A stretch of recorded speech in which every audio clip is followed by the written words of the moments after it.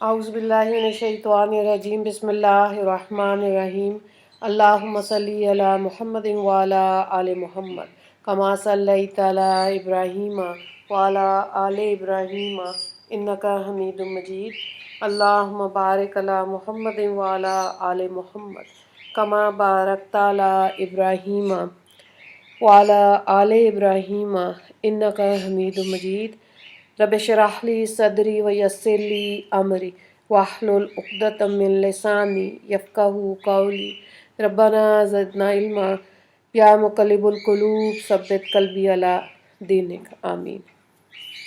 आप लोग कोशिश किया करें कि हदीस पाक की क्लास में आने से पहले कम से कम 100 मरतबा दुरूद पाक पढ़ लिया करें अपने तौर पर। और वैसे ज़िंदगी में जितना ज़्यादा पढ़ेंगे यकीनन आपको ही फ़ायदा होगा। ठीक है, पहली हदीस देखें। वैसे तो जो अब हमारे पास हदीस का नंबर है वो 8वीं हदीस है। सिलेक्टेड वो लिया हदीस की है जो ख़वातीन के हवाले से बेहतरी उनके अमल में आए, इसलिए ऐसी हदीस को सिलेक्ट किया गया। तो देखें, अन्निसाउ हबाइल शैतान। ठीक है, हबाइल का मतलब होता है जाल, तो निसा क्या होता है? औरत, शैतान शैतान। तर्जुमे को देखें, औरतें शैतान का जाल हैं। ठीक है, औरतें। अब देखें, शैतान औरतों की वजह से अक्सर गुनाह करवाता है ना। और हज़रत हसन बिन साले रहमुल्लाह फरमाते हैं कि शैतान औरतों को खिताब करके ये कहता है, ए औरतों, तुम मेरा आधा लश्कर हो और तुम मेरे ऐसे तीर हो कि जिसको तुम्हारी वजह से मारता हूँ वो निशाना ख़ता नहीं होता, और तुम मेरे भेद की जगह हो और मेरी हाजत पूरी करने में कासिद का काम करती हो। तो देखें, एक और हदीस का मफ़हूम ये है कि आप सल्लल्लाहु अलैहि वसल्लम ने फरमाया कि मेरे दुनिया से जाने के बाद मुसलमान मर्दों के लिए जो सबसे बड़ा फितना है ना, वो औरत होगी। ठीक है, तो ज़्यादातर तो खैर हमारे घरों में इस तरह की बात की जाती है कि ढीला ढाला लिबास पहनो और पर्दा करो। ठीक है, लेकिन बाज़ घरों में जब ये चीज़ें नज़र नहीं आती तो ज़ाहिर है इसका मतलब है, देख के पता चल जाता है कि कुरान और हदीस से ताल्लुक़ कमज़ोर है तो मुसलमान, लेकिन अगर औरत का लिबास इतना फिटिंग वाला होगा कि उसके जिस्म के अज़ा नुमायाँ होंगे तो मर्द की आंख उठेगी। ठीक है, इल्ला माशाअल्लाह के बुरके भी ऐसे पहन लिए जो फिटिंग वाले हों कि ज़रा हम स्मार्ट लगें, तब भी जिस्म के अज़ा नज़र आ रहे हैं, तब भी गलती हो जाएगी, है ना। तो औरत जो है बहुत बड़ा फितना बन सकती है अगर वो फासिक होगी, अगर वो गुनहगार होगी, अगर दुनियादार होगी, अगर उसको नेकी का तरफ आखिरत का ध्यान नहीं होगा, मौत का खौफ नहीं होगा, ऐसी औरतें फितना बनती। हर औरत नहीं फितना बनती। ज़्यादातर तो औरतें वो हैं जो अल्लाह की वलिया भी हैं, इमाम पैदा हो गए उनसे, अल्लाह के वली पैदा हो गए उनसे। इमाम शाफी रहमुल्लाह के लिए आता है कि उनकी वालदा ने एक बोरी में सूखी रोटियां जमा करके और उनको दी और कहा कि उस मदरसे में चले जाओ, जब दीन का इल्म सीख लोगे फिर घर आना। और वो उस वक़्त फिर क्या होता था कि रोटी को पानी में भिगोया जब भूख लगी, हमारी तरह नहीं कि सारा दिन ही खाते रहे, जब भूख लगी तो फिर ये उसमें से थोड़ा सा खा लेना। और देखें, इमाम शाफी की तालीमात, इमाम अबू हनीफ़ा रहमुल्लाह की, और इमाम अहमद बिन हम्बल और इमाम मालिक, माशाअल्लाह। इमाम मालिक के लिए तो आता है, मदीना में जब ये दर्स दिया करते थे हदीस पाक का तो अपने खुशबू लगाया करते थे और अच्छा लिबास पहना करते थे। ठीक है, बावुज़ू होके हदीस पाक सुनाया करते थे। अगर कोई इनसे फ़िक़्ह का कोई मसला पूछने आता था वो ऐसे ही बता देते थे, लेकिन हदीस के अदब में वो इतना एहतमाम करते थे। और एक रवायत में आता है कि एक दफ़ा हदीस का दर्स हो रहा था तो उनके पाँव के पास बिच्छू बैठा हुआ था। لوگوں نے دیکھا کہ کچھ دیر کے بعد ان کا چہرے کا رنگ بدلتا ہے، اس میں تغیر آتا ہے، چینج آتا ہے۔ بعد میں انہوں نے بتایا کہ میرے پاس بچھو تھا، اس نے 30 سے زیادہ دفعہ ڈنگ مارا، لیکن حدیث سنانے کے ادب میں وہ برداشت کر کے، ٹھیک ہے۔ تو اتنا اہتمام کرنا چاہیے حدیث کو سننا، کیونکہ دین اسلام آسان لگتا ہے۔ قرآن پاک میں تو اللہ کے احکامات، اللہ کی تعلیمات، اللہ کی حدود، ہر چیز کا ذکر ہے، وہاں پر یہ چیزیں قائم ہیں کہ اللہ کا یہ حکم ہے، اس کو ایسے ماننا ہے، ٹھیک ہے۔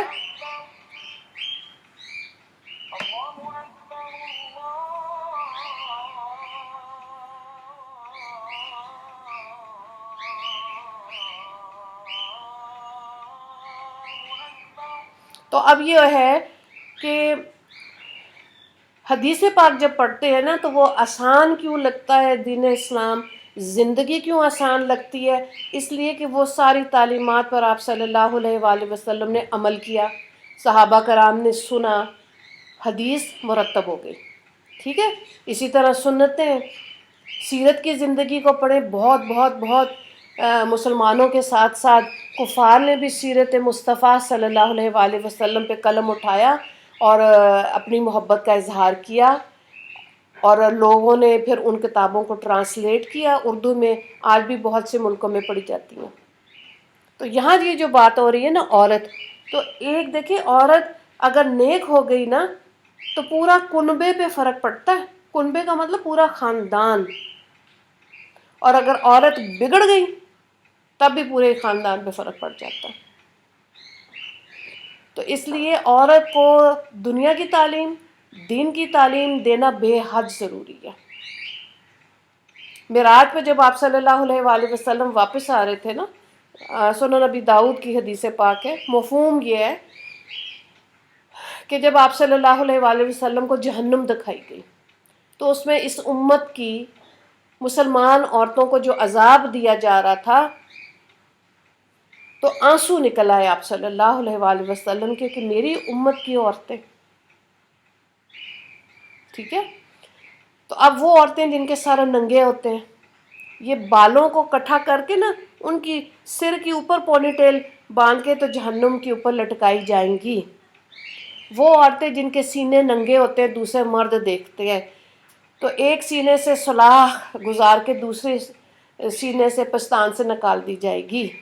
وہ عورتیں جو باریک لباس پہنتی ہیں، چل پھر رہی ہیں سورج کی روشنی میں، رات کو کی روشنی میں، اندر سے جسم نظر آ رہا ہے، ٹھیک ہے، یا اتنی فٹنگ والے کپڑے پہنے جسم نظر آ رہا ہے، ان عورتوں کو لوہے کے ناخن اللہ تعالیٰ دیں گے، وہ اپنے ہی جسم پہ ان کو اتنی خارش کریں گی کہ اپنے ناخنوں سے ہی اپنا جو جسم کھال ہے نا وہ دھیڑ دیں گی، پھر نئی کھال اللہ دیں گے، پھر ان کو وہ اپنے آپ کو خود ہی تکلیف دیں گی، ٹھیک ہے۔ جب ہم دین کی بات سننے کے قریب بھی نہیں جاتے تو ظاہر نہیں پتہ چلے گا نا کہ آخرت کیا، اور مرنے کے بعد کی مشکلات کیا، پریشانیاں کیا، دکھ کیا اور سکھ کیا۔ اور آپ میں سے زیادہ تر خواتین نے قرآن پاک پڑھا ہوا ہے، تو آپ دیکھیں جہاں کہیں بھی قرآن کی میں جہنم کی بات آتی ہے، جنت کی بات ساتھ آتی ہے، اللہ تعالیٰ حوصلہ دیتے ہیں۔ اور ایسی ایسی صابر شاکر عورتوں کو بھی میں نے دیکھا ہے جنہوں نے اگر پیسہ کم بھی ہے نا خاوند کے پاس، شکوہ نہیں کیا، کیونکہ علماء کہتے ہیں عورت کی وفاداری کا پتہ ہی تب چلتا ہے جب مرد کے اوپر مالی طور پر حالات کمزور ہوتے ہیں، اس کی وفاداری کا پتہ چل جاتا ہے۔ زیادہ تر عورتیں صبر کرنے والی ہیں، بہت کم عورتیں ہیں جو شکوہ شکایت پہ، گھریلو حالت کی بات کر رہی ہوں۔ اب اس سے آگے ون سٹیپ اوپر آ جائے پڑھی لکھی عورتیں، وہ بھی جو جن گھروں میں دین ہے وہ بھی اس کو سمجھتی ہیں، اپنی آفس کی ڈیوٹیز بھی دیتی ہیں، ہو سکتا ہے وہ ڈاکٹر ہیں، ہو سکتا ہے وہ ٹیچرز ہیں، ہو سکتا ہے کسی اور فیلڈ میں کام کر رہی ہیں، اور گھر آ کے گھر کو بھی سنبھالتی ہیں، بچے بھی پیدا ہو رہے ہیں، اور میکے کو بھی دیکھ رہی ہیں، سسرال کو بھی عزت دے رہی ہیں، ایسی بھی ہیں۔ پھر ایک اور کیٹیگری آتی ہے جو 8 مارچ کو باہر سڑکوں پہ آ جاتی ہے، کہتی ہیں ہم کیوں جرابیں دھوئیں، ہم کیوں مردوں کے کام کریں، اکیلے رہیں گے، اکیلے جئیں گے، کھائے پیئیں گے، مزے کریں گے. جب یہ نعرہ نکلتا ہے نا عورت کی آزادی کا، تو وہ جو بیچاری معصوم اور سادگی جن کے ذہنوں میں ہے نا، وہ بھی ہلنے شروع ہو جاتے ہیں. ان کے دماغوں میں زلزلہ آتا ہے کہ یہ ٹھیک کہہ رہے ہیں کہ گھر والے صحیح کہہ رہے ہیں. فتنہ بننا شروع ہو جاتا ہے. ٹھیک ہے، قرآن میں اللہ رب العزت نے واضح قوامون کا لفظ کہا مردوں کے لیے، ایک درجہ اوپر ہے مرد کا. تو شکر کریں، گھر بیٹھے آرام سے. مرد کا کام ہے کمانا، آپ کا کام ہے اس کو مینج کرنا، روپیہ پیسہ، خاندان کے روایات کو ملنا جلنا، دینا لینا، سب کچھ. تو ایک لیول ڈیوٹی جب کم کر دی ہے تو انجوائے کریں اپنی گھر کو، اپنی ڈیوٹی کو انجوائے کریں. کیا ضرورت ہے یہ نعرہ لگانے کی کہ جی مرد عورت برابر برابر ہے. اس برابری کو بھی جب غلطی میں سمجھتے ہیں نا، برابر ہر انسان ہے. کوئی انسان کسی پہ ظلم نہیں کر سکتا، بڑا چھوٹے پہ نہیں کر سکتا، چھوٹا بڑوں سے بدتمیزی نہیں کر سکتا. بزرگوں کا احترام کرنا ہے، خاوند نے بیوی کے حقوق پورے کرنے ہیں، اور خاوند نے بیوی نے حقوق مرد کے کرنے، مرد نے بیوی کے کرنے. ہر جگہ مساوات ہے، عدل ہے. اللہ نے بڑا امت وسط کا ہے نا اس امت کو، تو یہاں ہر ایک چیز جو ہے نا اللہ رب العزت واضح کرتی ہے. ایون وراثت تک میں عورت کا حصہ ہے. اور جہاں دیکھیں ناانصافی ہوگی، وہ اس کا بدلہ اس انسان نے دنیا میں چکھ کے اور آخرت میں لپیٹا جائے گا وہ سزا میں جو بھی تھا. سود لے رہا ہے، ظلم کر رہا ہے، زیادتی کر رہا ہے بیوی پہ، بچیوں پہ، بیٹیوں پہ، یا کسی بھی رشتے میں بھی اگر ماں کے ساتھ بھی بچے بدتمیزی کر رہے ہیں. کیونکہ یہ تو 10 سال پہلے میں نے کہیں بورڈ دیکھا اولڈ ہاؤس، تو مجھے ہوا کہ اچھا یہ پاکستان میں بھی آ گیا. ہمارا تو مسلمانوں کا خاندانی نظام بڑا اسٹرانگ ہے، تو کیوں بچے جو ہے اپنی ماؤں کو اور باپ کو اولڈ ہاؤس کی نظر کر رہے ہیں. جس عورت کی تربیت اچھی ہے، اسی لیے کہتے ہیں نا رشتہ جب دیکھنا ہوتا ہے تو 4 چیزیں ہیں نا، مال و دولت، شکل و صورت، اس کا علم، اس کی دینداری. خاندان، علم نہیں، خاندان اور دینداری. تو حکم کیا ہے کہ خاندان دیکھیں اور دینداری دیکھیں، خاندان دیکھیں، دینداری دیکھیں. یہ چیزیں پرائورٹی میں نمبر 3 4 پہ چلے جاتی ہیں، اور پہلے کہ شکل دیکھ لیں. ٹھیک ہے، تو اب دیکھیں شکل بھی دیکھ لیں. اگر شکل بھی اچھی ہے، دین کی بھی سمجھ ہے، مال پیسہ بھی ہے، اور خاندان بھی ہے، دینداری بھی ہے، نور علی نور، ساری چیزیں آ گئی، زبردست ہے نا. لیکن آپ دیکھیں میں نے بہت ایسے جو دیندار لڑکے ان کو دیکھا ہے، وہ اپنے والدین کو بتاتے ہیں کہ پردے والی ہو یا حافظ قرآن ہو. کیوں حافظ قرآن؟ اس لیے کہ میری نسل سب کو میں حافظ قرآن بناؤں گا، 2 ہیں یا 3، جتنی اولاد اللہ نے مجھے دی، خود بھی حفظ کرتے ہیں. ٹھیک ہے، تو یہ گھروں کا نظام جو ہے ہوتا ہے نا، تبھی بنتا ہے کہ اگر ہمارے سے بڑے جو لوگ ہیں انہوں نے دین کی سمجھ لی ہے. ورنہ پھر عورتوں کے اندر گھبراہٹ بہت ہے. پھر آپ دیکھیں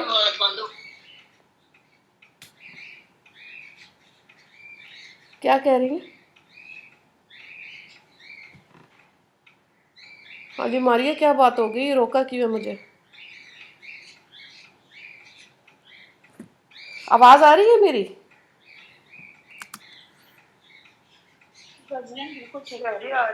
اچھا یہ مائک ٹھیک ہے. آپ نا جو بھی آپ کے سوالات ہیں نا بعد میں پوچھیں، ابھی سن لیں کیونکہ ہم نے 3 اور حدیث بھی کور کرنی ہے نا. ابھی آپ سنیں، آپ کے جو بھی سوال ہے اس کو کاغذ پہ لکھیں، انشاءاللہ آخر میں یا پھر گروپ کے اندر جو ہے نا وہ آپ بھیج دینا. اچھا، تو عورتیں جو ہے نا وہ برائی کی طرف اگر آ جائیں نا تو پھر بہت بری. اور دیکھیں کہ ایک دم کوئی بھی عورت جو ہے نا بے حیائی کی طرف نہیں آتی، آہستہ آہستہ آتی. ماحول کیسا ہے، کیا لٹریچر پڑھ رہے ہیں، موبائل میں کیا دیکھ رہے ہیں، وہ چیزیں اثر انداز ہوتی ہیں. اور اب ماں کو دیکھنا چاہیے کہ اگر بچی زیادہ اکیلا رہنے کی عادی ہو گئی، رنگ بھی پیلا رہتا ہے، تو اب دیکھیے کہیں نہ کہیں اس کے ذہن میں کوئی کنفیوژن ہے. تو ماں کو چاہنا چاہیے کہ وہ اپنی بیٹی کی فرینڈ بنے، دوست بنے. تو آہستہ آہستہ اس سے پوچھیں کہ کیا بات ہے بیٹے، کھانا نہیں کھایا آپ نے، آپ کا رنگ کیسے ہو رہا ہے.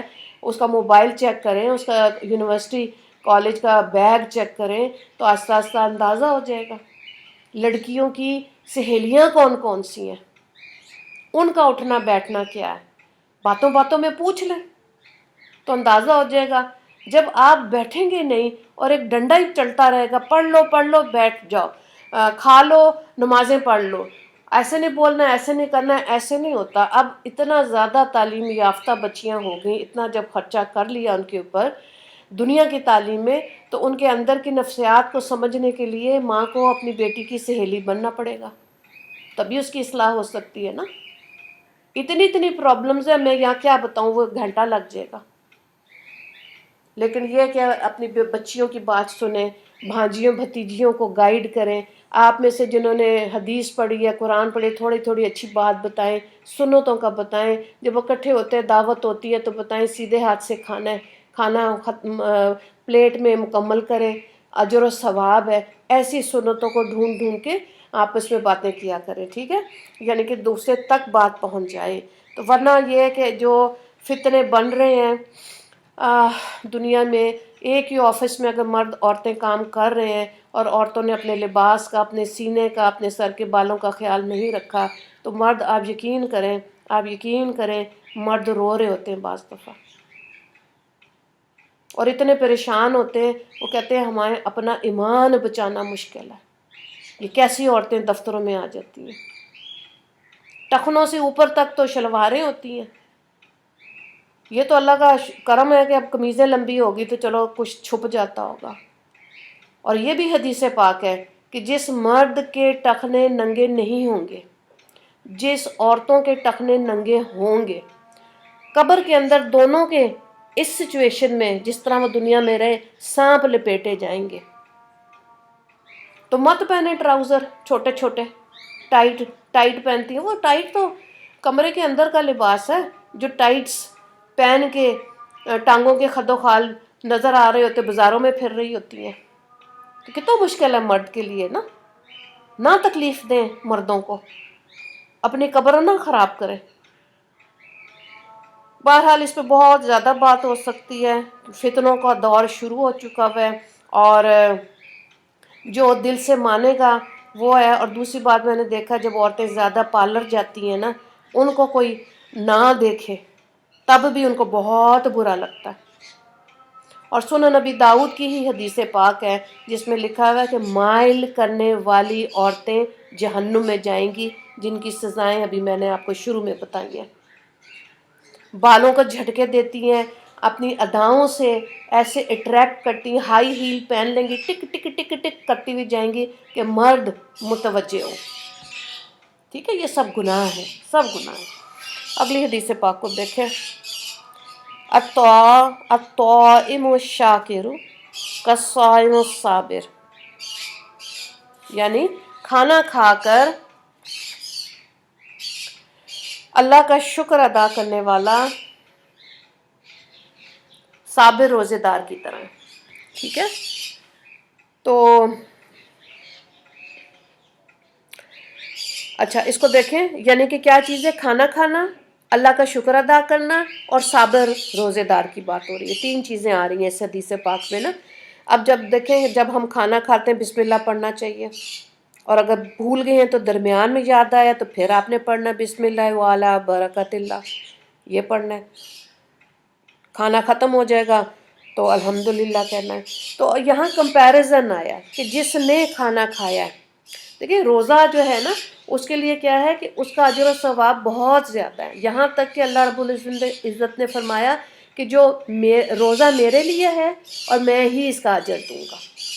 کیونکہ آپ دیکھیں کھانا رکھا ہوتا ہے، کیسی کیفیت ہوتی ہے نا، فریج میں بھی چیزیں پڑی ہوتی ہیں، ادھر ادھر پڑی ہوئی ہیں، لیکن جب روزہ رکھتے ہیں تو بچے بھی نہیں کھاتے. ان کو پہلے ہم ترغیب دیتے ہیں، سمجھاتے ہیں کہ بیٹا آپ نے چڑی روزہ رکھنا ہے کہ پورا رکھنا ہے. تو ماں کو بچے کے مزاج کا پتہ ہوتا ہے. وہ نیت ہی یہ ہوتی ہے کہ اگر بیمار ہو گیا یا بے ہوش ہو گیا تو روزہ کھول دیں گے. اور بعض بچے اپنی ہمت سے چھوٹی عمر میں بھی، 7 سال کا بچہ ہے وہ روزہ پورا رکھ لیتا ہے، بالغ ہو گیا تو فرضیت میں آ جاتا ہے روزہ رکھنا.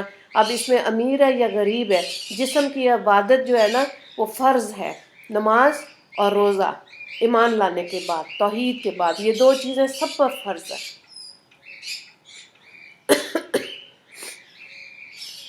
اب جب روزہ ہے، اب آپ دیکھیں صحابہ کرام رضی اللہ تعالیٰ عنہم اجمعین کیا کیا کرتے تھے، شدید ترین گرمیوں کے اندر، شدید گرمیوں میں روزے رکھ کے غزوات کیا کرتے تھے، جنگیں لڑتے تھے۔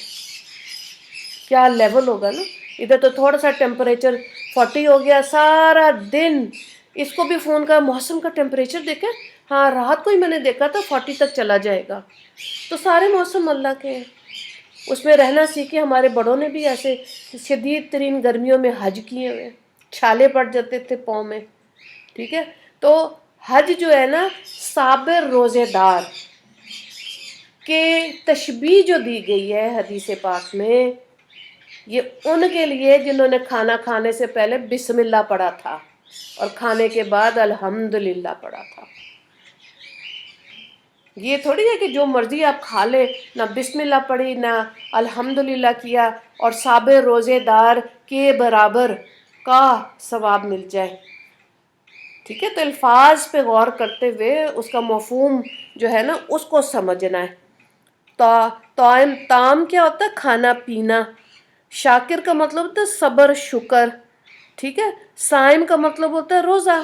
الصائم شاکر کالصائم الصابر، کھانا کھا کر اللہ کا شکر کرنے والا صابر روزے دار کی طرح ہے۔ تو حدیث پاک میں کھانا کھا کر شکر ادا کرنے والے کو روزے دار صابر سے تشبیہ دی۔ وہ تشبیہ اس میں نہیں ہے کہ دونوں ہر اعتبار سے برابر ہیں، بلکہ تشبیہ کا مطلب ہوتا ہے کہ اس کی شباہت ہے نا، بلکہ تشبیہ اس میں ہے کہ دونوں نفس ثواب میں برابر ہیں۔ ورنہ صبر کرنے والا فقیر شکر کرنے والے مالدار سے بہت بہتر ہے۔ ایک آدمی ہے، اس کو اللہ نے مال پیسہ بہت زیادہ دے دیا تو وہ شکر بھی کر رہا ہے، بڑی اعلیٰ بات ہے کہ شکر بھی کر رہا ہے نا۔ ورنہ پیسہ جب زیادہ آ جائے تو بس پھر بعض جگہوں پہ ہر کوئی نہیں، بعض لوگ بالکل بھول جاتے ہیں اور تکبر کی چادر اوڑھ لیتے ہیں۔ اب ان کو کوئی نوکر، کوئی جو رشتہ دار ذرا کمزور ہیں، یہ ان سے ملنا بھی نہیں چاہتے، ٹھیک ہے، بری بات ہے یہ۔ اور یہاں پہ کیا لکھا ہوا ہے؟ صابر، صبر کرنے والا فقیر۔ فقیر کیا ہے؟ اس کے پاس کچھ بھی نہیں ہے، ٹھیک ہے۔ مسکین جو ہوتا ہے وہ اس کی چہرے سے پتہ چل جاتا ہے یہ مسکین ہے۔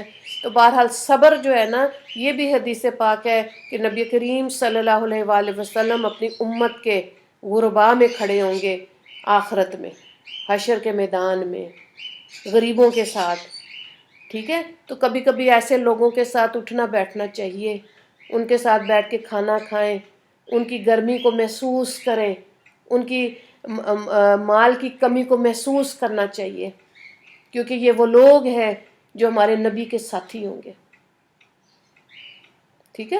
ہم تو اے سی والے کمروں میں درس بیان دے کے، نرم صوفوں پہ بیٹھ کے قرآن پورا کر لیا، حدیث پوری پڑھ لی تو اپنے آپ کو کیا سمجھ لیا کہ میں تو بڑی نیک ہوں۔ تو یہ بھی نیکی کا تکبر ہے نا۔ ہاں، اللہ نے اگر وہ سب کچھ ان سہولیات میں قبول کر لیا تو اعلیٰ بات ہے، بہت اچھی بات ہے، ٹھیک ہے۔ کیونکہ میں نے خود جب یہ سنا نا کہ آپ صلی اللہ علیہ وآلہ وسلم اس امت کے غرباء میں ہیں، تو میں آپ کو بار بار کہتی ہوں، اپنے دماغ کا ایک جو کونا ہے نا، اس کو ریسرچ ورک کے لیے روشن رکھا کریں، کھلا رکھیں، سوچیں، اپنے آپ کو مختلف ٹاسک دیا کریں۔ تو جب آپ غریبوں میں بیٹھتے ہیں تو ان میں دیکھیں، ان میں ادب بہت زیادہ ہے، ٹھیک ہے، اللہ کی کتاب کا، نبی کریم صلی اللہ علیہ وآلہ وسلم کا۔ جیسے محمد نام آتا ہے آنسو گرنا شروع ہو جاتے ہیں، ٹھیک ہے۔ تو بہرحال اللہ تعالیٰ ہمیں صحیح معنی، یہ بڑی زبردست خوبصورت حدیث ہے کہ آپ نے روزہ بھی رکھا ہے اور آپ نے کھانا بھی کھایا ہے، لیکن اجر و ثواب کس لیول کا ہے؟ صابر روزے دار کے برابر۔ تو اللہ تعالیٰ ہمیں صحیح سمجھ عطا فرمائے اور نیکیوں کے اوپر عمل کرنے کی بھی توفیق عطا فرمائے، انشاءاللہ۔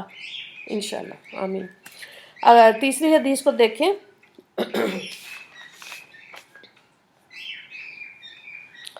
الجرس مزامیر الشیطان، تو اس میں مزامیر جو ہے نا، جرس کا مطلب ہے گھنٹا، جیسے گائے بھینس کو وہ بیل سی باندھی نا، یا ہندوؤں کے اندر ان کے مذہب کا عقیدہ ہے، وہ مندر میں جاتے ہیں پہلے گھنٹی بجاتے ہیں۔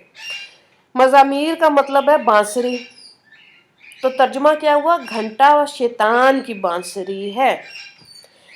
اچھا، اس کو شیطان کی بانسری اس وجہ سے کہا گیا کہ جس طرح گانا بجانا انسان کو ذکر سے روکتا ہے، اللہ کے ذکر سے، اسی طرح اس سے بھی انسان ذکر عبادت سے رک جاتا ہے۔ محدثین اس حدیث کو آداب سفر میں لے کے آتے ہیں۔ اس کی وجہ یہ کہ جب سفر کے دوران جانور کے گلے میں گھنٹی ہو، مسلسل بجتی رہے، تو پھر انسان دوسری عبادت میں مشغول نہیں ہو سکتا۔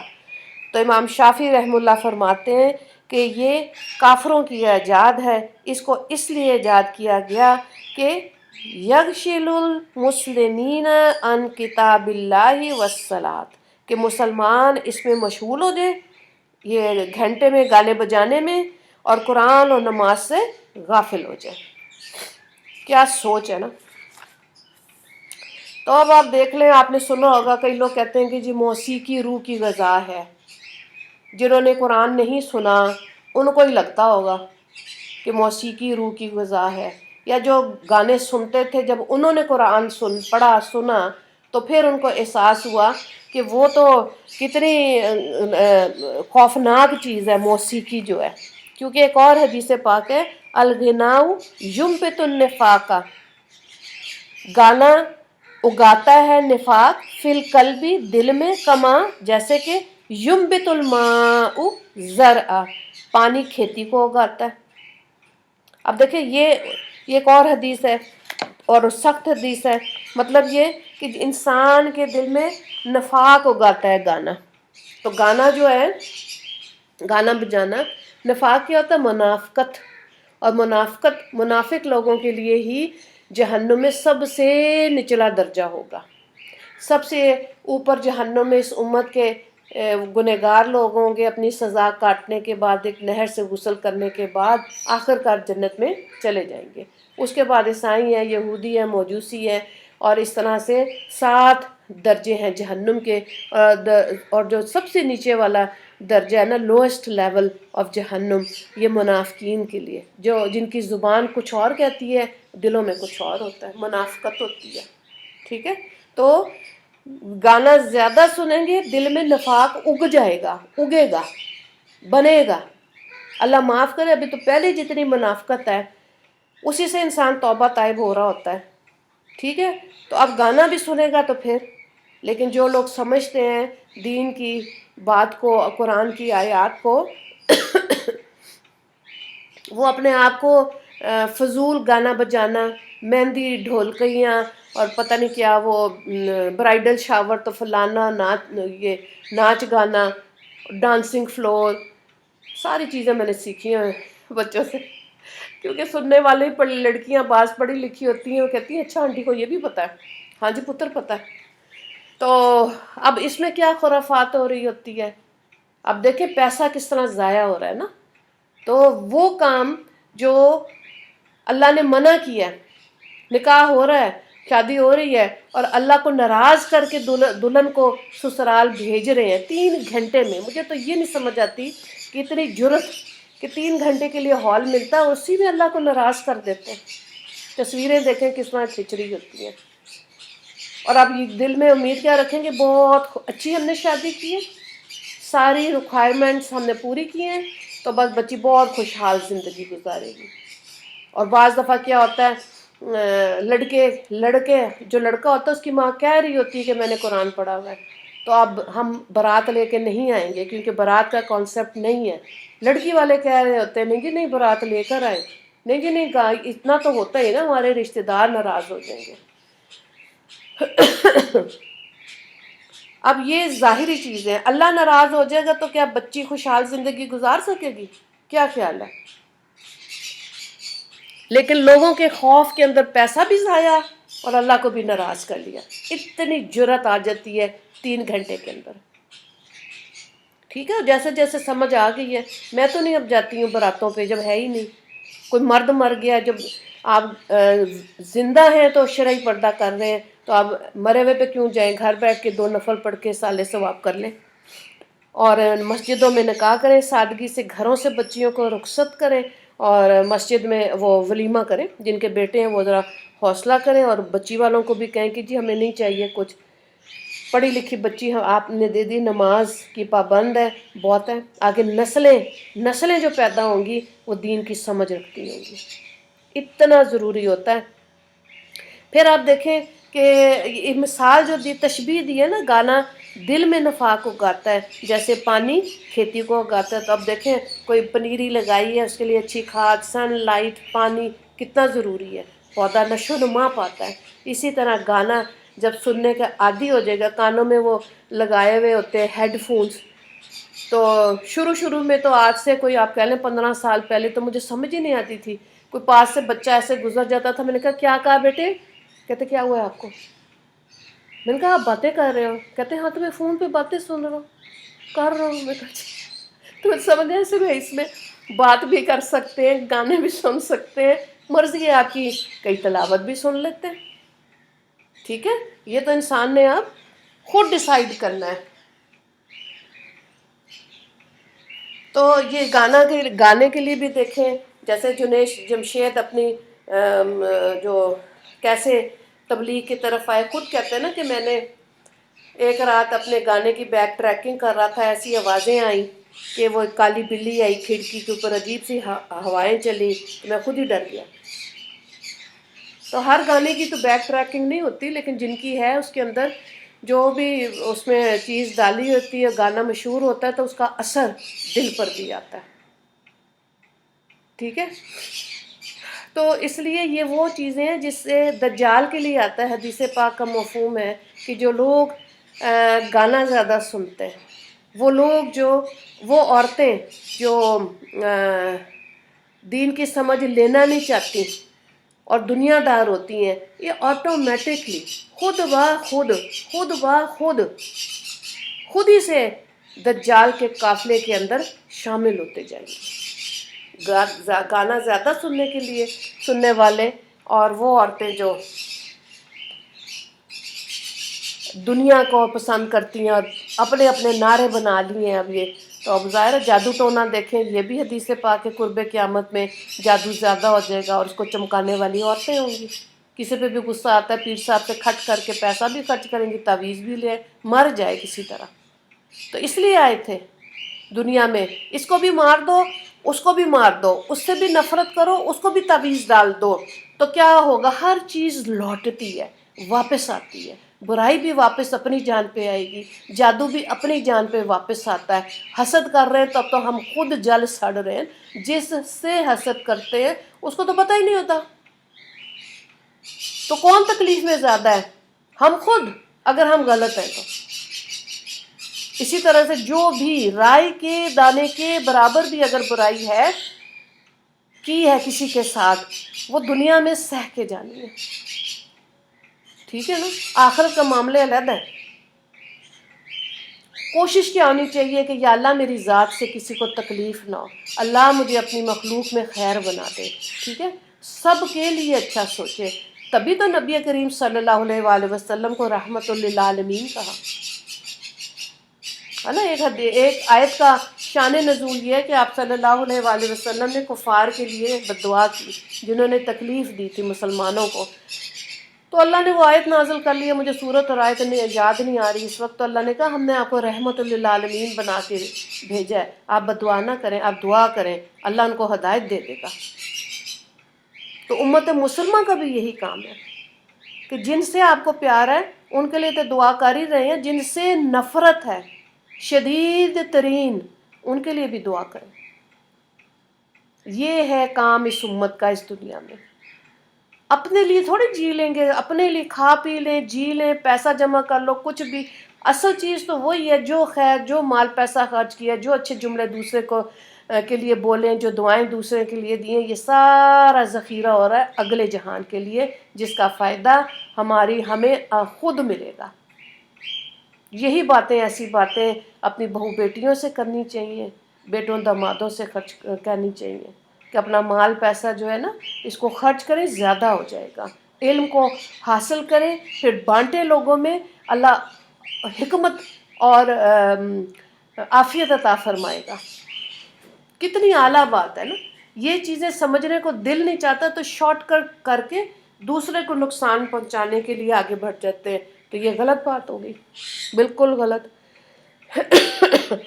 تو گانا بجانا جو ہے نا، یہ جب انسان دیکھے کیسا نعرہ لگایا ہے نا کافر نے، روح کی غذا ہے، تو وہ بالکل غذا نہیں ہے۔ اور پھر ظاہر ہے دل جب سیاہ ہو جاتے، زیادہ گانا سن سن کے نیکی کرنے کو دل ہی نہیں چاہے گا۔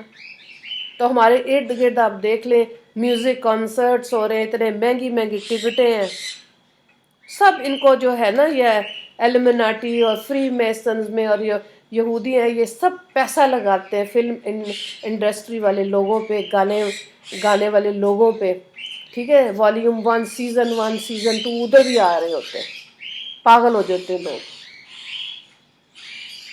تو ظاہر ہے جب یہ ان کو پروموٹ کریں گے، ان کو پتہ ہے کہ یہ چیز اسلام میں منع ہے، تو وہ چاہتے ہیں کہ مسلمانوں کی تباہ حالی ہو جائے، تباہ و برباد ہو جائے۔ تو اس لیے آپ دیکھیں، یہ اللہ سے دعا مانگیں۔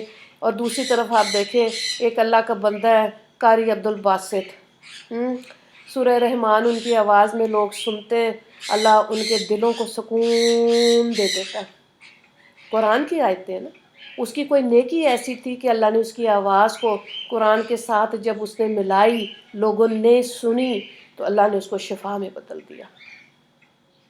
وہی قرآن ہے، وہ بھی گانے گا سکتا تھا، لیکن قرآن کی اللہ کی محبت ایسی غالب آ گئی، تو اب لوگ سنتے ہیں نا اور شفا بھی حاصل کرتے۔ بہت لوگوں کی زندگیوں میں تبدیلیاں آئی تو کہتے ہیں کہ ہاں، خاموشی ہوتی ہے، اللہ کا کلام ہوتا ہے، دھیان توجہ ہوتی ہے، اور انسان کے اندر زیادہ اپنے اندر ہمیں پازیٹیوٹی لانی چاہیے۔ اورا کیا ہوتا ہے ہر انسان کا، کہ اس کے سراؤنڈنگ میں جو وائبریشنز ہیں، جیسے ایک ٹیچر ہے، وہ جو بھی پڑھا رہا ہے، اگر وہ تقویٰ والا ہوگا تو اس کے اندر کی پازیٹیو پاکیزگی والی روشنی طالب علموں تک پہنچ جاتی ہے۔ تو اسی طرح اگر اسکول کالج کی بات ہو رہی ہے تو دین کی بات بھی ہو رہی ہے، اسی لیے کہتے ہیں صحبت کا اثر ہے، اور جو بری چیز ہے اس کو، اب اگر آپ نے سن لیا، آپ میں سے کسی نے، اور کوئی بچہ آپ کا کوئی سن رہا ہے گانے، اب ایک دم نہیں آپ نے جا کے سوٹی اٹھا لینی، بند کرو اس کو، دل میں نفاق بن رہا ہے، منافقت آ رہی ہے، تو تم دل صاف کیسے کرو گے منافقت والا؟ نہیں، آرام تسلی سے کہیں کہ بیٹا دس از ناٹ حلال in Islam, you are doing absolutely wrong thing, try to avoid these things, چھوڑ دو ان چیزوں کو، یہ اچھا نہیں ہے آپ کے لیے، ٹھیک ہے۔ بیٹیوں سے بھی ایسے بات کریں، بیٹوں سے بھی بات کریں، پھر کریں، بار بار کریں، اور خود کیا کرنا ہے، بولنے کے بعد دعا کرنی ہے کہ یا اللہ ان کے دلوں کو صاف کر دے، تبھی تو کوئی صلاح الدین بنے گا نا، تبھی تو کوئی خالد بن ولید بنے گا، جہاد کرے گا، ہے نا۔ قلم سے بھی ہے، حضرت ابو ہریرہ نے قلم سے جہاد کیا، یہ بھی تو مرد ہیں، ان کی بھی تو ماؤں نے ایسے ان کو پالا، لیکن تربیت کیسے کی نا۔ امام شافعی رحمہ اللہ کا جو آپ کو واقعہ سنایا، صبر سکھایا، کھانے پہ صبر سکھایا، علم حاصل کرنے کی ترغیب دی، اللہ نے امام بنا دیا، 7 سال کی عمر میں قرآن حفظ کر لیا تھا امام شافعی رحمہ اللہ نے۔ یہ علیحدہ بات ہے جو لڑ گئے، آنے والے وقت میں یہ اختلافات ختم ہونے والے، سب ایک ہی ہوں گے اور وہ مسلمان ہی ہوں گے، بس یہ آج کی دور کی باتیں ہیں۔ لیکن جیسے جیسے آپ دین کی سمجھ لیتے ہیں تو آپ دیکھیں کوئی عالم جو ہے پڑھے لکھے لوگوں کا ہے، کوئی جو دیہات گاؤں میں رہتے ہیں ان کا ہے، تو ہر کوئی اپنا اپنا حصہ ڈال رہا ہے ہر جگہ۔ تو گانا اور دل میں نفاق، بہت یہ نفاق جو ہے نا بہت خوفناک چیز ہے۔ منافقین جو تھے یہ مدینہ میں بہت زیادہ تھے، مشرکین جو تھے مکہ میں زیادہ تھے، تو جو منافقین تھے یہ چالیں چلتے تھے مدینہ میں، لیکن اللہ نے اپنا بھی کرم کیا، آپ صلی اللہ علیہ وآلہ وسلم کو پتہ چل جاتا تھا۔ تو منافقت جب آتی ہے نا دل میں، تو اس کے اندر بھلائی اور خیر نہیں آتی اس دل میں، بڑا مشکل ہو جاتا ہے زندہ رہنا. اتنا کتنا کا گندا بنا ہے انسان، کتنا کتنا برائی کر لے، کتنی کتنی، تو دلوں میں بے چینیاں آ جاتی ہیں. تو اللہ تعالیٰ رحم کرے. آج کی آخری حدیث کو دیکھیں. اچھا یہاں پہ دیکھیں کیا لکھا ہوا ہے. فقہ حنفی کی، نہیں ابھی اسی کو ذرا مکمل کر لیتے ہیں کہ فقہ حنفی کی مشہور کتاب فتاویٰ قاضی خان میں لکھا ہے کہ کھیل تماشے کی چیزیں یعنی ساز باجوں کا سننا حرام سخت گناہ ہے. اور استدلال میں یہ روایت پیش کرتے ہیں کہ جس میں نبی کریم صلی اللہ علیہ وآلہ وسلم نے ارشاد فرمایا باجوں کا سننا گناہ ہے اور اس کے پاس بیٹھنا فسق ہے، فسق گناہ، اور اس سے لذت حاصل کرنا کفر ہے. اللہ اکبر.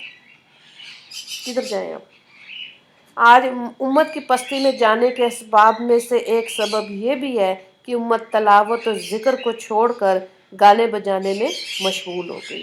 علامہ ابن خلدون رحمہ اللہ فرماتے ہیں کہ جتنی اسلامی سلطنتوں کو زوال آیا ان میں سے اکثر کا باعث یہی تھا کہ ان کے بادشاہ ناچ گانوں کی محفلوں میں شب و روز مصروف رہتے تھے. ایک تو انہوں نے اپنے وہ کیا کہتے ہیں درباروں میں بادشاہوں نے شاعر رکھے ہوتے تھے اور ان کو کہتے تھے ہمارے لیے شاعری کرو. تو وہ قصیدے ہی پڑھتے رہتے تھے شاعر شان میں کہ جی آپ کی آنکھیں ایسی، آپ کے لباس ایسے، واہ واہ واہ واہ واہ. ٹھیک ہے. اور وہ جو بادشاہ ہیں وہ سن کے خوش ہوتے تھے. آج بھی دیکھ لیں اگر زیادہ کوئی آپ کی تعریف کر رہا ہے تو الارم بجنا چاہیے. ٹھیک ہے. کس چیز کے بارے میں تعریف ہو رہی ہے، وہ خصوصیت ہمارے اندر ہے کہ نہیں کہ بس صرف تعریفیں سننے کی کا شوق ہے. نارسسزم ہے نا، نشہ ہے، خود پسندی کا نشہ ہے یہ. تو اگر آپ ہسٹری اٹھا کے دیکھ لیں جنہوں نے درباروں میں محفلیں جمائیں ان پہ زوال آ گیا. اور جو صدقے دل سے ان کو پتہ تھا کہ ٹائم تھوڑا ہے نا، 40 کے بعد کتنے الارم بجنے شروع ہو جاتے، نظر کمزور، ہڈیاں کمزور، اور سنا نہیں جاتے. کیا ساتھ والے بھی بیٹھے کیا امی آپ ہر وقت کیا کیا کہتی رہتی ہے، سمجھ نہیں آ رہی. کہتے بیٹے میرے کان آواز نہیں آ رہی. ٹھیک ہے. تو الارم بجے کیونکہ ہمارے ارد گرد والے لوگ اب ہم سے بیزار ہونے شروع ہو گئے. ابو جی کھانسی ایسے کرتے ہیں، کھانستے ہی رہتے ہیں. تو اب الارم بجنا چاہیے نا. اپنے آپ کو اللہ کی یاد میں مشغول کر لیں جو وقت اب باقی رہ گیا. تو بہرحال اللہ تعالیٰ عقل سمجھ دے. وقت گزرتا ہی جا رہا ہے اور اسی لیے یہی بات ہے یہ آج کی چاروں حدیثوں کو اگر آپ دیکھیں، آپ میں سے جو کوئز کر رہے ہیں وہ ریوائز ہو جائے گا جو کچھ سنا ہے نا آپ نے. آخری حدیث کی ہے آج کی جو حدیث ہے، الخلق عیال اللہ فاحب الخلق الی اللہ من احسن الی عیالہ. یہ حدیث مجھے اتنی اچھی لگی جب میں نے مدرسے میں پہلی دفعہ پڑھی. ترجمے کو دیکھیں، تمام مخلوق اللہ کا کنبہ ہے، پس اللہ کے نزدیک مخلوق میں بہترین شخص وہ ہے جو اللہ کے کنبے کے ساتھ اچھا سلوک کرے. اللہ یا اس حدیث پاک میں یہ نہیں لکھا ہوا کہ تمام مسلمان اللہ کا کنبہ ہے. کیا لکھا ہوا ہے؟ تمام مخلوق. الخلق، خلق کا مطلب ہوتا ہے تمام مخلوق جو ہے. عیالو وہ کنبہ ہے اللہ کا. فاحب الخلقی اور اللہ ان سے فاحب الخلقی پس اللہ کے نزدیک مخلوق میں بہترین شخص وہ ہے من احسن الی عیالہ جس نے اپنے ارد گرد لوگوں کا ہر قسم کے خیال رکھا. اب یہ دیکھیں ہمارے پاکستان میں ہے کہ عیسائی ہے تو اس کو بس جمع دار بنا دو، کوئی ضرورت نہیں آگے لانے کی، ہے نا. کیا ایسے کرنا چاہیے صرف؟ بہرحال جمع دار اور یہ سارے جو آپ دیکھیں کرسچنز ہیں لیکن ان میں سے جو پڑھ جاتے ہیں وہ اچھی پوسٹ پہ بھی لگ جاتے ہیں. ہماری حقارت کا لیول کیا ہے ان کے لیے، یہ سوچیں پھر نا. اگر اللہ یہ بات ہمارے کان تک پہنچ گئی نا کہ ساری مخلوق کھانا پینا دینا لینا کر رہے ہیں تو کیا ان کو دیتے؟ ہاں زکوٰۃ نہیں دے سکتے کرسچن کو، لیکن یہ ہے کہ آپ صدقہ دے سکتے، نفلی صدقہ ہوتا ہے یہ دے سکتے. اور جو فطرانہ ہوتا ہے نماز جو روزوں کے بعد ہوتا ہے وہ مسلمانوں کو دینا ہوتا ہے. ٹھیک ہے. یہ فقہ کی کتابوں میں تفصیل موجود ہے. تو آپ دیکھیں کہ اللہ تعالیٰ نے کہا مخلوق میں اب سارے ہی ہیں. ہیومینٹی کیا بات کرتی ہے کہ جہاں کہیں بھی اگر جنگ ہو رہی ہے کسی ملک میں، واٹس ایور جو بھی ان کا ریلیجن ہے، انسان تو ہے نا، تو کیا کرنا ہے؟ خیال رکھنا ہے.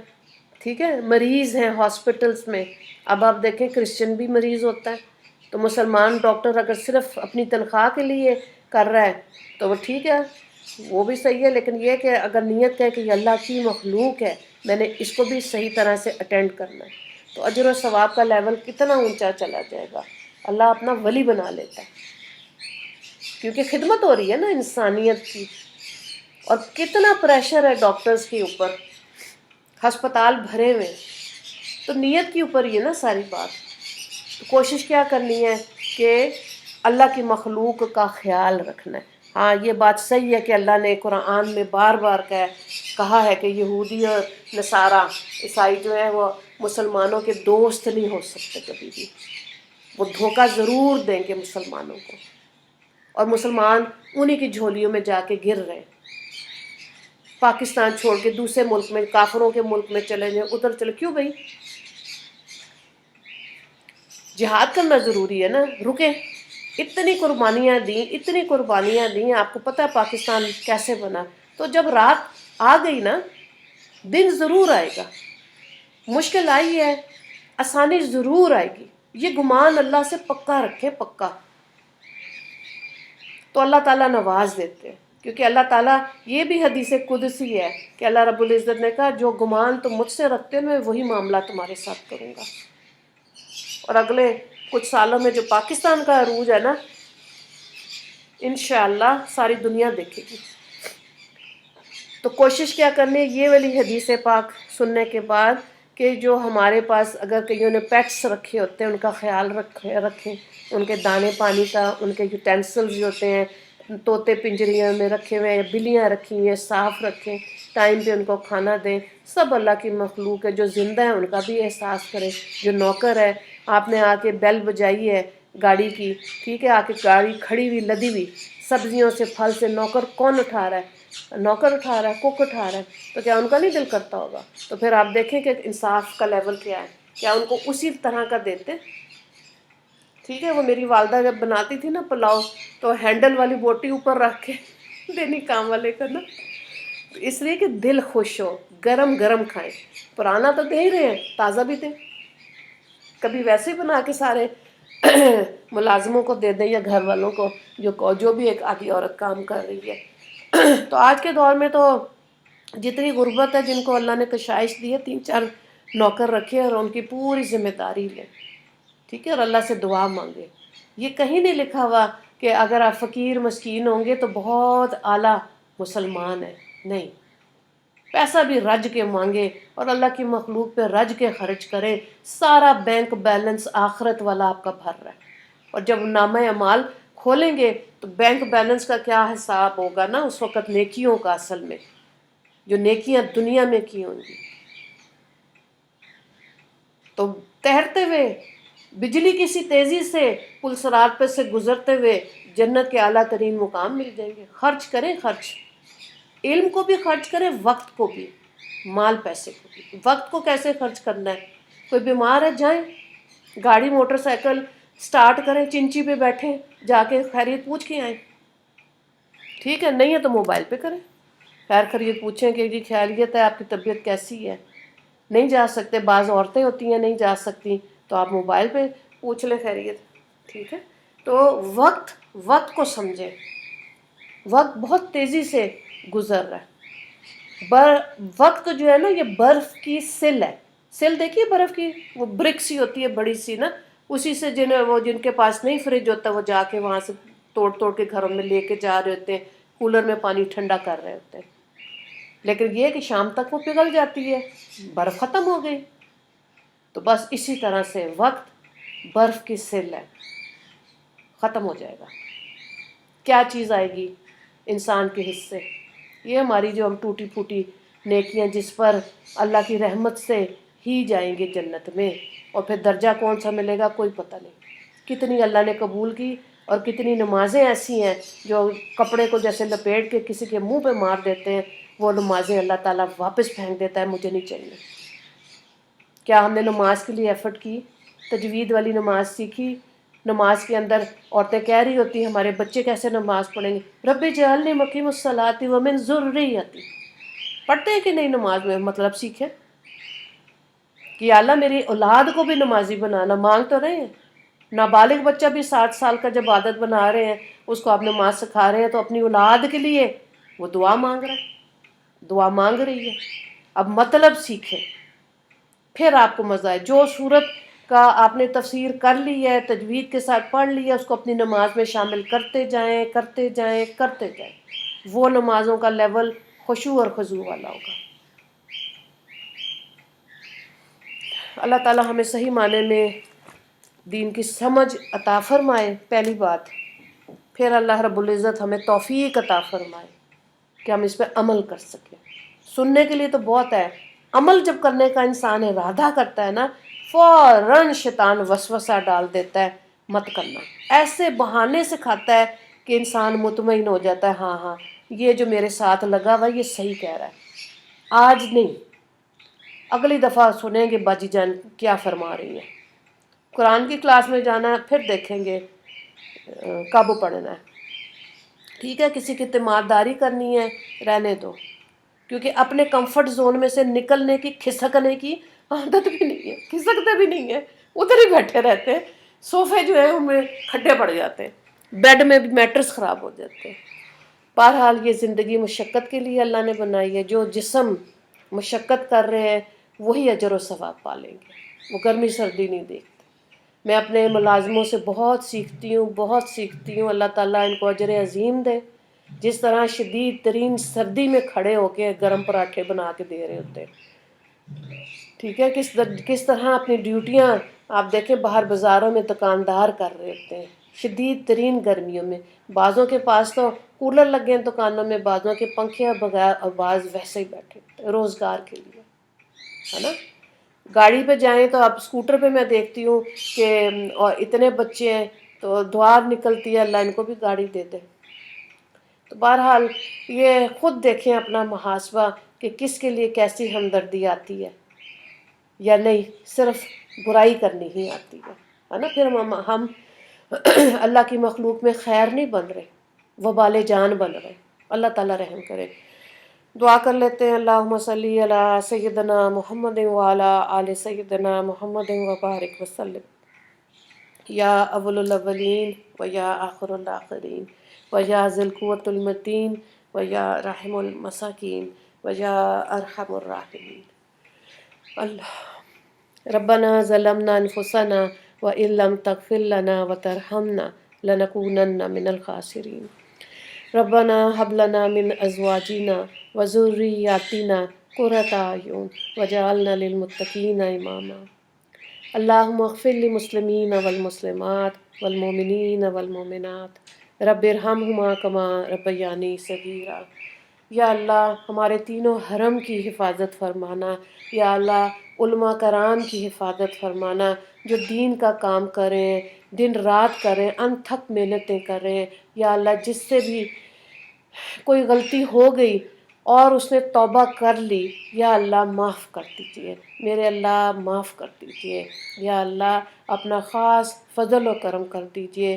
یا اللہ ایک علم والے کی فضیلت آپ نے عبادت گزار سے زیادہ رکھی، اللہ علم والوں کو شرمندہ ہونے سے بچا لینا میرے مالک۔ جو دین کا کام کر رہے ہیں ان کو اپنی شان کے حساب سے ان کو درجے عطا فرما، دنیا میں بھی اور آخرت میں بھی میرے مالک۔ جتنی دعائیں نبی کریم صلی اللہ علیہ وآلہ وسلم نے اس امت کی خیر کے لیے مانگی، ہمارا حصہ بھی ان دعاؤں میں رکھ دیجئے۔ جن گناہوں سے، شرور شرارت سے آپ صلی اللہ علیہ وآلہ وسلم نے پناہ مانگی، ہماری بھی حفاظت فرما دیجئے۔ حاسدین کے حسد سے میرے مالک، جادو ٹونے سے، یا اللہ ہمیں اپنی مخلوق میں خیر بنا دیجئے، ہماری ذات سے کسی کو تکلیف نہ ہو، یہ نعمت عطا فرما دیجئے۔ اللہ ہمیں اپنی مخلوق میں وبال جان بننے سے محفوظ فرما دینا۔ یا اللہ ہمیں سنتوں پہ عمل کرنے والا بنا دیجیے، احادیث کو سن کر اس پہ عمل کرنے والا بنا دیجیے، سیرت کو زیادہ سے زیادہ پڑھنے کی توفیق عطا فرما، درود پاک زیادہ سے زیادہ پڑھنے کی توفیق عطا فرما۔ اللہ ہمیں اس جماعت میں شامل کر دینا جن کو دیکھ کے نبی کریم صلی اللہ علیہ وآلہ وسلم مسکرائیں گے۔ وآخر دعوانا ان الحمد للہ رب العالمین۔ اللہم اغفر للمسلمین والمسلمات والمؤمنین والمؤمنات، ربنا تقبل منا انک انت السمیع العلیم وتب علینا انک انت التواب الرحیم۔ صلی اللہ تعالی علی محمد وآلہ اصحابہ اجمعین برحمتک یا ارحم الراحمین، آمین یا رب العالمین۔